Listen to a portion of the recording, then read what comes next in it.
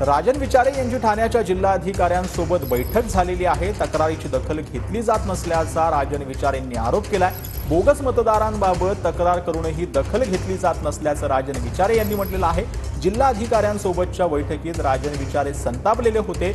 मतदार यादीत अनेकांची नावं नसल्याची ही तक्रार यावेळेला राजन विचारे यांनी केली आहे।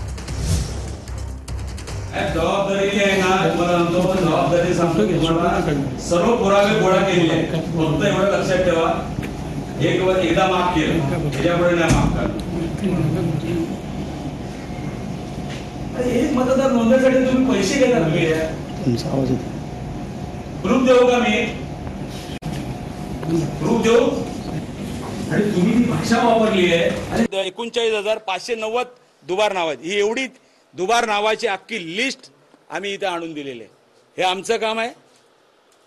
परंतु गेल्या लोकसभेच्या निवडणुकीमध्ये जो काही यांनी गैरप्रकार करून या ठिकाणी सत्तेचा गैरवापर करून जो लोकांचा विश्वासघात या ठिकाणी केलेला आहे आणि त्याचा पर्दाफाश करण्यासाठी आज आम्ही या ठिकाणी कलेक्टर साहेबांना पुराव्यासकट या ठिकाणी दिलेले आहेत।